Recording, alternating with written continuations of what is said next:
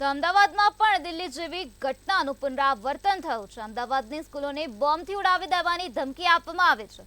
અમદાવાદના સાઈબાગ વિસ્તારમાં આવેલી કેન્દ્રીય વિદ્યાલયમાં બોમ્બની ધમકી મળી છે। તો આ સાથે ઘાટલોડિયાની અમૃત વિદ્યાલયમાં પણ બોમ્બની ધમકી મળી તો અનેક સ્કૂલોને બોમ્બથી ઉડાવી દેવાની ધમકી આપવામાં આવી છે। તો આજ મુદ્દે વધુ માહિતી આપવા માટે આપણી સાથે સંવાદદાતા મેહુલ દુધરેજિયા જોડાઈ ગયા છે।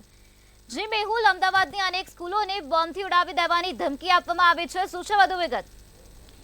જે પ્રમાણે દિલ્હીની અંદર થોડા દિવસ અગાઉ જે અલગ અલગ સ્કૂલોની અંદર જે મેલ કરવામાં આવે ને મેલ છે તે એટલા માટે કરવામાં કે તમામ જે સ્કૂલોની અંદર બોમ્બ રાખવામાં આવ્યો છે। એટલે બોમ્બની જે ધમકીની સાથે સ્કૂલને ઉડાડી દેવાની ધમકી ઈમેલ છે તે તમામ સ્કૂલોની અંદર મોકલવામાં આવે તેને લઈને પોલીસ તેમજ જે અલગ અલગ જે એજન્સીઓ છે તે એલર્ટ થઈ ચૂકી હતી અને તમામ સ્કૂલોમાંથી બાળકોને સુરક્ષિત રીતે બહાર કાઢી હતી।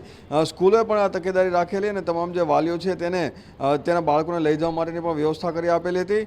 પરંતુ આ જે ઘટનાક્રમ છે તે ગુજરાતના જે મતદાન થવાનું છે એના 24 કલાક અગાઉ તય થઈ રહ્યું છે। અમદાવાદની 10થી પણ વધારે સ્કૂલોની અંદર મેલ અત્યારે ગયા છે જેની અંદર પણ દિલ્હીની અંદર જે પ્રમાણે મેલ કરવામાં આવ્યો કે સ્કૂલોને ઉડાડી દેવામાં આવશે બોમ્બથી, આ પ્રમાણે ધમકી છે તે ભર્યાનો મેલ છે તે અત્યારે થઈ રહ્યો થયો અને થતાની સાથે જ તમામ જગ્યાઓ ઉપર BDDS બોમ્બ ડિસ્પોઝલ સ્કોડ અને પોલીસના જે ઉચ્ચ અધિકારીઓ છે તે ઘટનાસ્થળે પહોંચી ચૂક્યા છે અને ત્યાં પણ જે ચેકિંગ છે તે શરૂ કરી દેવામાં આવ્યું છે।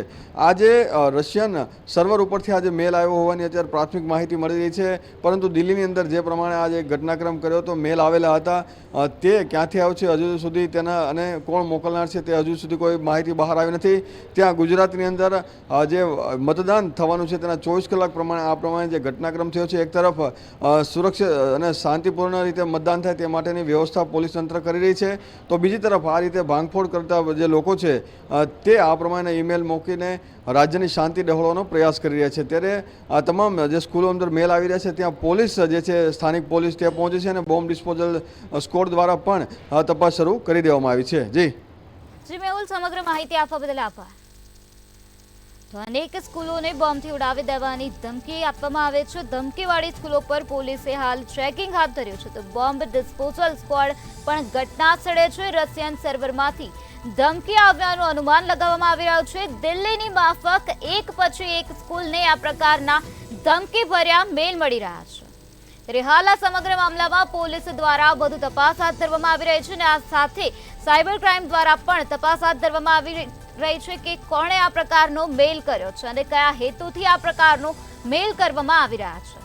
તો અમદાવાદમાં પણ દિલ્હી જેવી ઘટનાનું પુનરાવર્તન જોવા મળી રહ્યું છે, જ્યાં અમદાવાદમાં આવેલા સાઈબાગ વિસ્તાર તેમજ ઘાટલોડિયાની સ્કૂલોને બોમ્બથી ઉડાવી દેવાની ધમકી આપવામાં આવે છે।